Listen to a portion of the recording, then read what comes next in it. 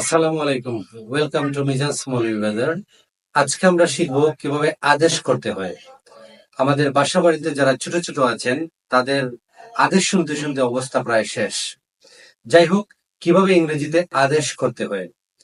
আদেশের বেলায় directly verb দিয়ে আমরা শুরু করি। এখানে সাবজেক্টটা উজ্জ্ব থাকে। যেমন আমরা বলতে পারি কাম হেয়ার, এখানে আসো। লিসেন টু মি, আমার কথা শোনো। ওপেন দ্য উইন্ডো, জানালাটি খুলো। সুইচ অফ দ্য ফ্যান, ফ্যানের সুইচটি বন্ধ করো। সুইচ অন দ্য লাইট, লাইটের সুইচটি দাও। ক্লোজ দ্য ডোর, দরজাটি বন্ধ করো। এইভাবে আমরা ডিরেক্টলি আদেশ করতে পারি।